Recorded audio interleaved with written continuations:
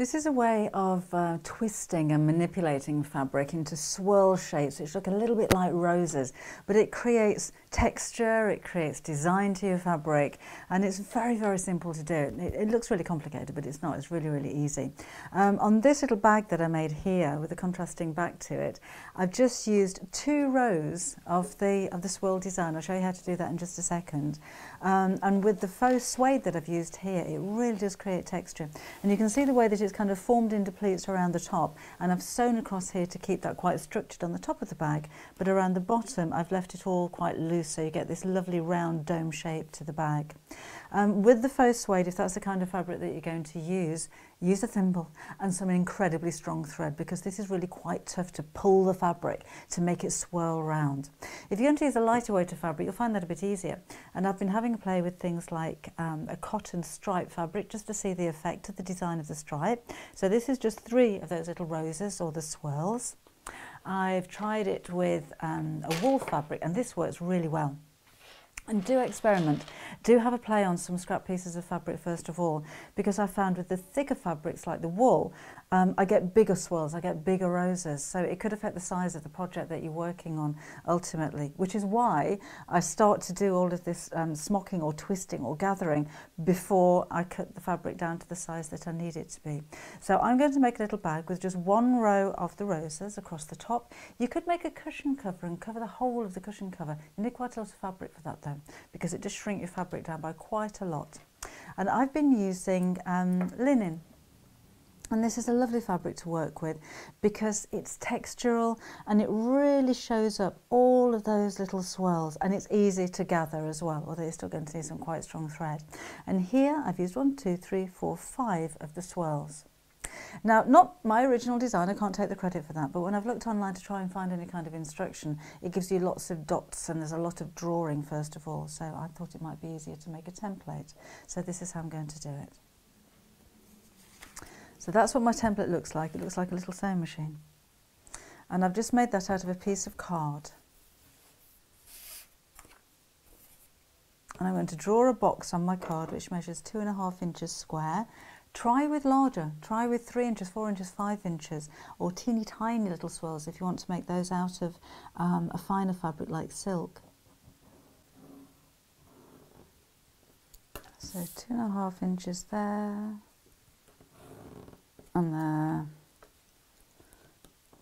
and across the bottom. And then I'm going to divide this into 1/2 inch increments.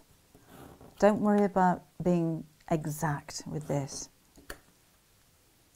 And if you're working in centimetres, those will be centimetre increments. And your box will be 5 centimetres square.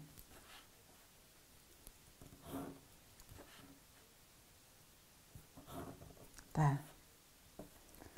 Now we're going to cut out, I'll draw around the shape in bold, all the way around the edge, from the bottom, up to the top, straight across.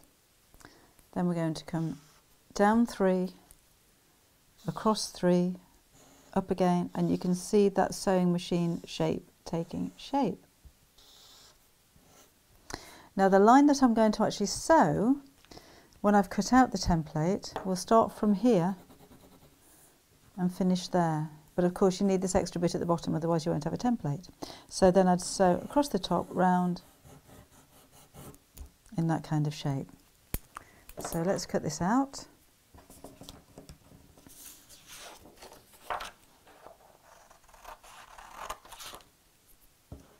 Oh, what are you?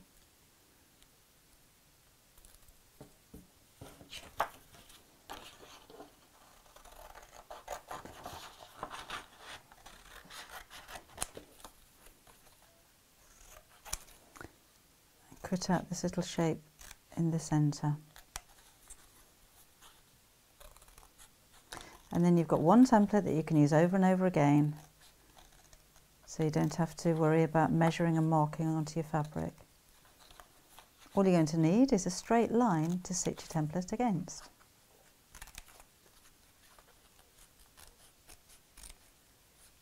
There.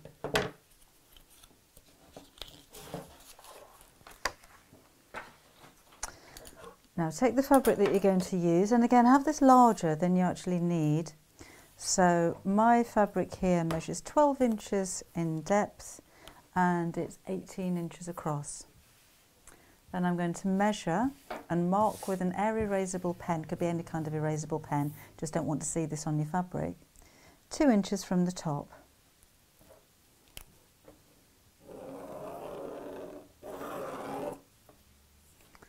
And that's all I need to mark, because now I can put my template up against the top of my line that I've drawn and simply draw around it.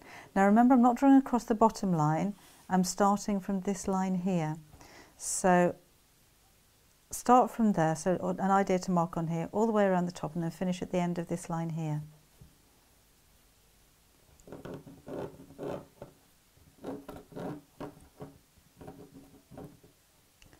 If you're doing this on the back of your fabric and you don't have an erasable ink pen, then experiment with chalk, with maybe a ballpoint pen from the back of your fabric, and just make sure that it doesn't show through and that your lines are clear. So that's how we're looking at the moment. And then I can just move my template across, and I'm going to keep this that ½ inch difference. I don't need to measure that, I can see that's the right distance, and just carry on drawing around in the same way.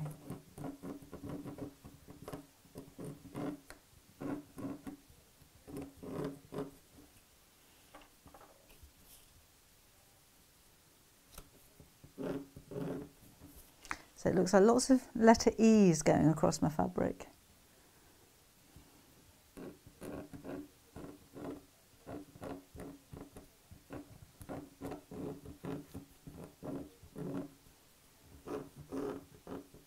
I think, you know, this would look striking, wouldn't it, if you were to make it in silk or satin or a really shiny fabric, even if it's a polyester silk, because when the light reflects, when you've got that lovely swirl of fabric, it will look absolutely amazing. And what a lovely way to decorate an evening bag or a clutch bag. If you're a dressmaker, this may be around a cuff, on a blouse, or a neckline on a dress. It looks absolutely striking. It does shrink your fabric though, and it shrinks your fabric by around about 2/3. But again, measure first of all if you have a specific area that you need to gather, because different fabrics behave in different ways. So a very fine fabric you'll find will gather up a lot more than a thicker fabric would do. Now you need some nice strong thread, and this is like a buttonhole thread. If you don't break it when you pull it, then that's the kind of strength that you need, particularly if you're using thick fabrics like the faux leather that you saw earlier on. And I'm going to start on the outside here and knot off the thread really strongly, because I really don't want that to come undone when I start to pull this through, and need to make sure that doesn't come undone. And then my stitches are going to be about ½ inch long. So again, no need to measure these, try and keep them as uniform as you can. And just go all the way around the line that you've just made.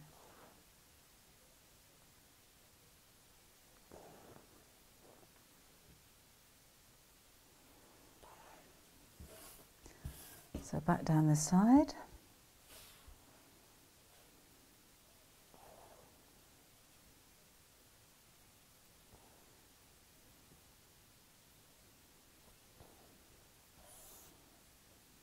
One stitch there, back across.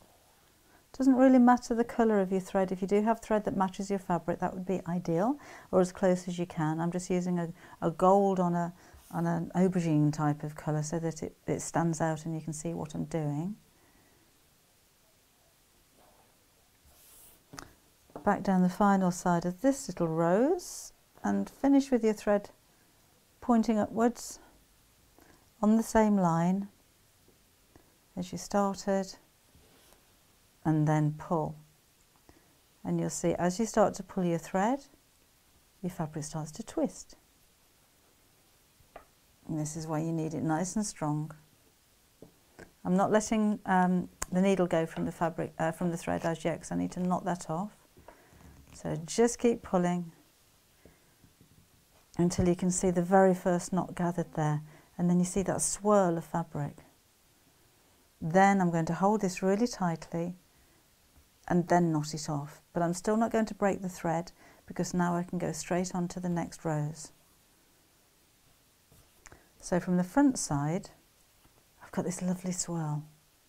If it doesn't swirl perfectly, I'll show you this later on when I've finished, you're going to take a pair of tweezers and just twist the centre of it. Oh, and wouldn't it look nice if you had a little rose in the middle of it? Sorry, a little pearl in the middle of each one of your roses. Just hand sew a little bead in there. That would look really pretty. Okay, so now I'm knotting off on the start of my second line. And I'll have to open up the fabric a little bit now because it's starting to gather. And we'll go all the way around again.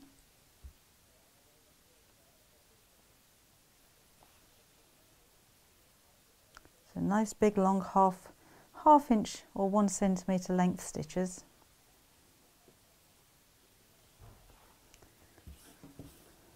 Around we go.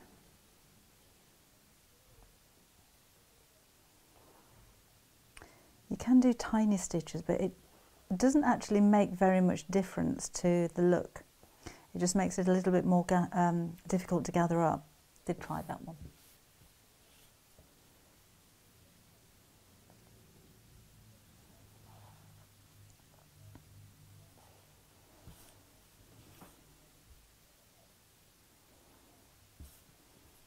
Almost there. So you can see it is quite quick, but it's so effective. I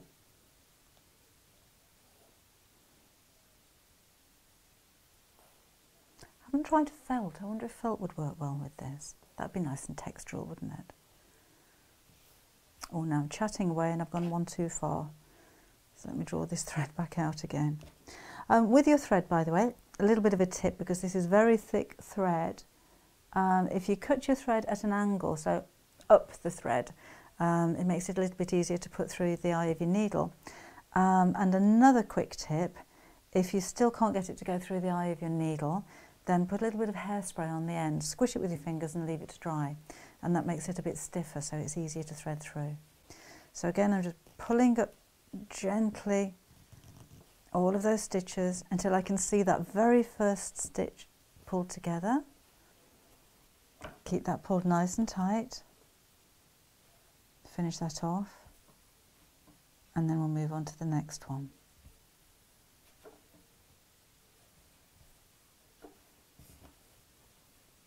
So there's 2 swirls so far. And I'm going to carry on and do those 5, and then I'll show you how I can tweak them with the tweezers just to make them spin a little bit better in the centre. All finished. And as you can see, they're not all swirling straight into the centre as I would like them to have done. So I'm going to tweak a little bit. I'm going to give them a helping hand. So I've got a pair of pointed tweezers, and I'm just going to grab hold of that little centrepiece of the flower and twist it. And you can see now I've got that lovely little swirl right in the centre. So you can do that with all of them. This again is why you need that really strong thread, because if it was a finer thread you could kind of break it at this point. There's not a problem, just go back over it again if you do. But look how lovely that looks now. Now the next thing to do is to flatten the top bit out. I'm going to leave the kind of a little bit more fabric in the bottom of the bag so it's more dimensional, but I want the top bit to sit flat. So when you kind of have a play around with these and you tweak them a little bit, I can see that from each one of my swirls I've kind of got 3 or 4 pleats sticking out the top. So I'm going to encourage those by simply pinching them all together and putting a pin in. Now this will need a little bit of tweaking because it won't be perfect first time. I'll show you what I mean in a second. So there's my next row, so I'll just try and arrange those reasonably neatly. Doesn't really matter how you go with these, as long as they look reasonably uniform. Now you can see that doesn't actually sit flat, so I know I'm going to need a bigger crease or an extra crease in one of these to try and keep the top of the fabric flush. Okay, here's another one. So there's 3 more here. Yours may form differently. It may be 4 pleats, it may be 1 pleat. You may want to put a gather across the top, that would work. See, that was a little bit too big, and when I lay that out flat, it's curving around, so I know another pleat needs to go in there.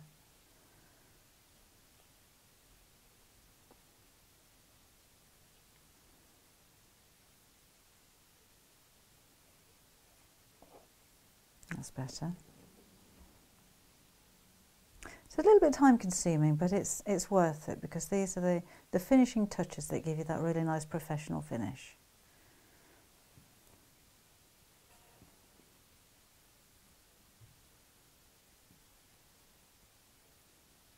There we go. And of course, if you're having your roses on both sides of your bag, you'll need to do this on both sides. You don't need to put them on both sides, you could just do the front if you find that quicker. It's not looking too bad actually. So 5 little groups of pleats, like so. That one's looking a little bit wonky now. Let's open it up a little bit.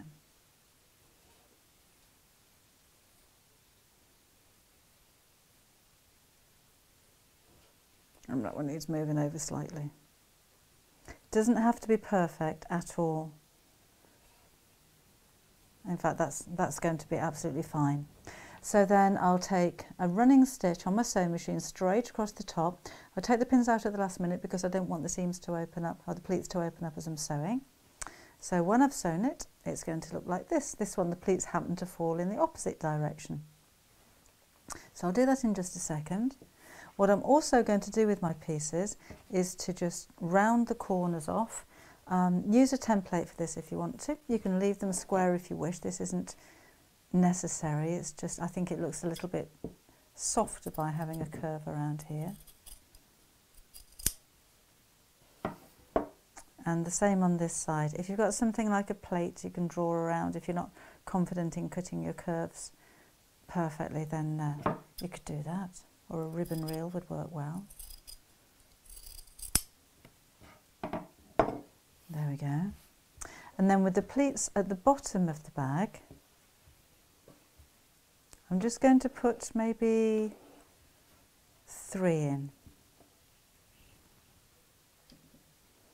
And again, yours may be a little bit different depending on the type of fabric that you use. You may not want to put any pleats in there at all. Or you may want to put more, but I can see where, in fact, 2 would be fine with this one. So I've got that nice flat edge around here when I sew the 2 pieces together.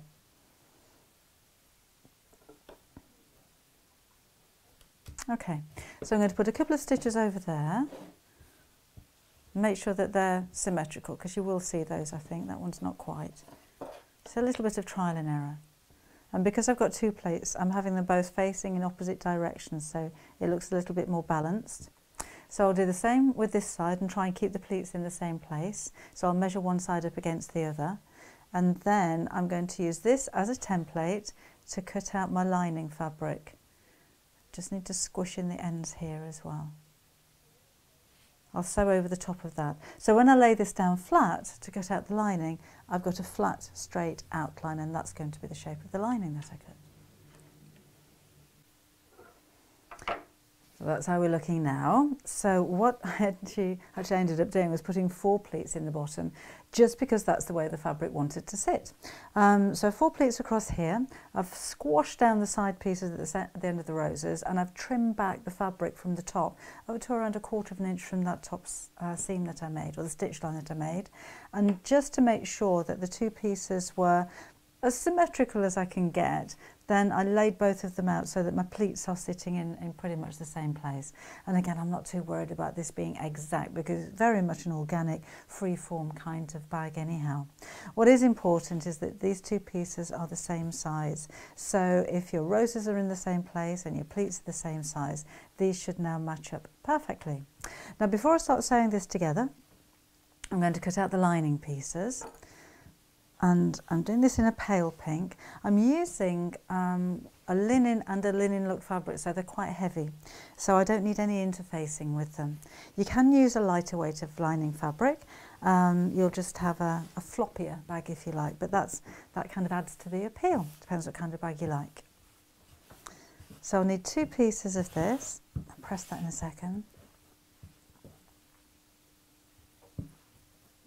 And I'll need to make sure that, because I'm using the outside of the bag that I've just smocked as a template. So let me pin this so that it all sits nice and flat, because the lining is basically going to be the structure of the bag. That's what's going to hold it all together and help it keep its shape.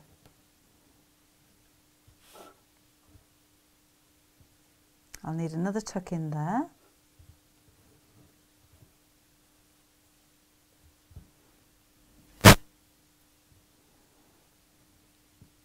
So if I pop that in there, that's it. Now I can see the shape of the bag. And then I'll cut out 2 pieces.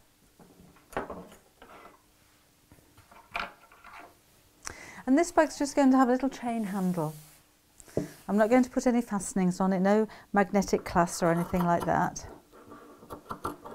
So I'm going to literally cut around the edge. Don't you love that noise?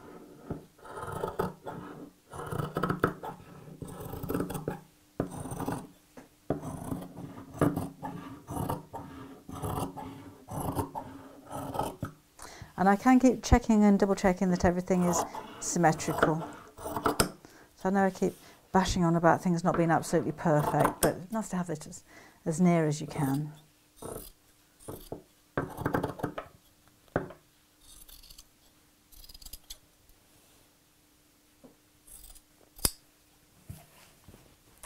There we go. So with my lining, I'm just going to fold that in half again. Look at that, that's pretty good, isn't it?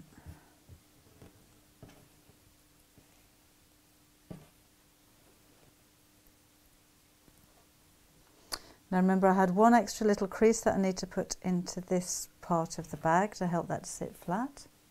That one's okay. So bring the machine over. And I'll just sew here.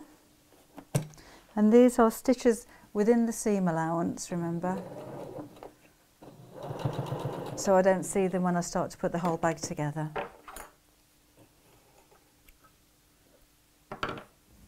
There. Now because my bag's going to have a chain handle, I need to cut a couple of pieces of ribbon to attach the chain to. And these are going to sit just in the side here. So fold in half and then facing inwards, you can pin that if you wanted to first. I'm just going to make a short loop. So the actual size of the loop is about 1 inch, half an inch on either side. It's easier to sew when you've got an extra length of ribbon there. And again, within the seam allowance, so quite close to the edge. That's just a tacking or a basting stitch. And then I can chop that a little bit shorter. And we'll do the same on the other side.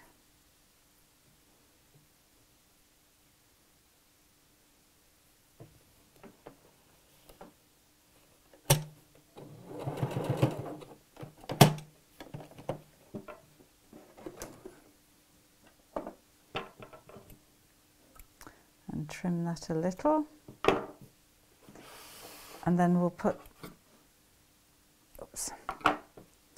these 2 pieces together. So one piece of the lining goes against one side of the outside of the bag. And I'm going to sew from the outside side because I can see where those stitches are that I've already sewn to hold the pleats together. Because I don't want to see those on the outside of the bag. So just inside that stitch line, stop with the needle down if you're going to stop, lining up the edges, and sew straight across all of those seams.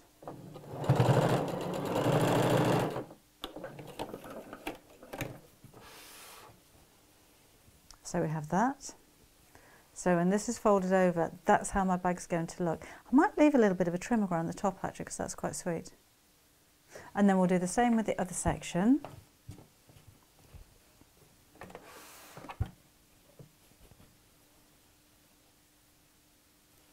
So I tend not to pin with smaller pieces like this because it takes longer to pin than it does to sew.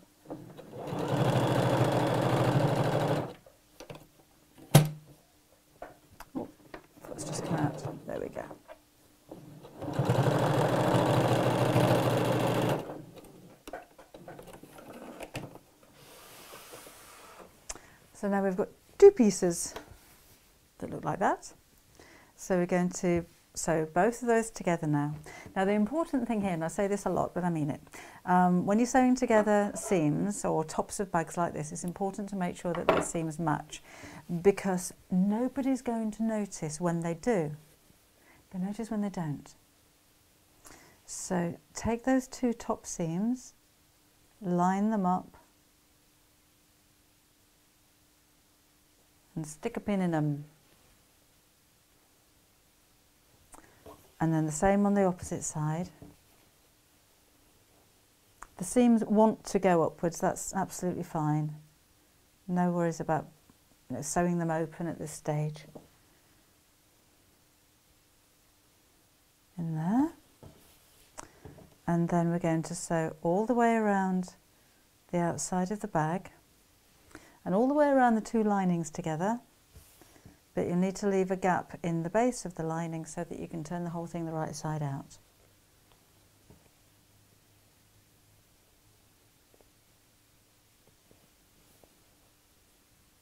If your outside pieces don't match perfectly at this time, you can put an extra little pleat in there if you need to. There's a lot of gathering and a lot of pleats and a lot of creasing and going on, so it really doesn't matter if you need to add an extra little tuck here and there to make sure that everything meets.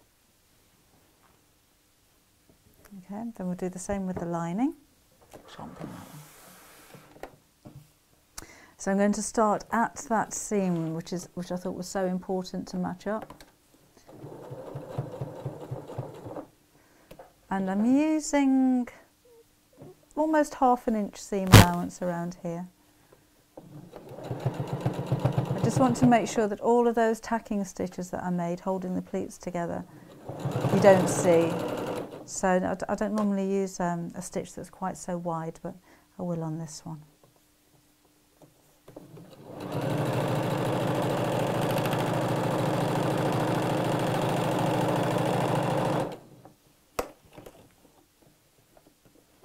Just got a thread caught there.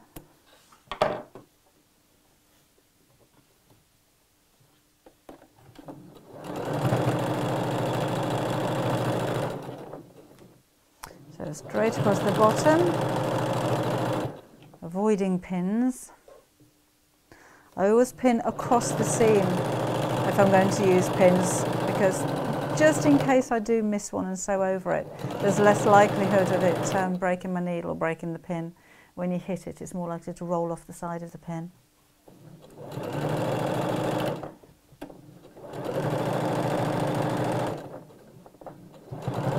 So just over that bulk of fabric and then around the lining.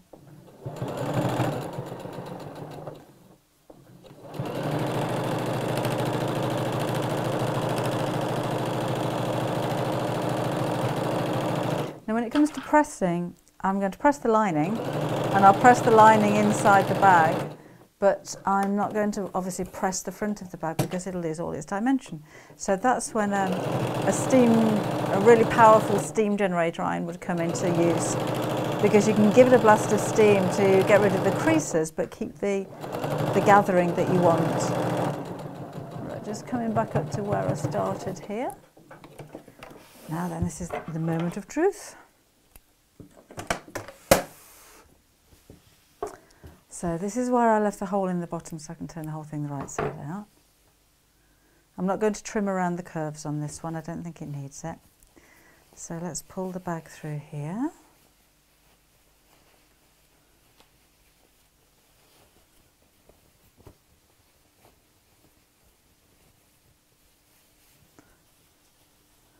There's my little hooks, just big enough to get my strap on there.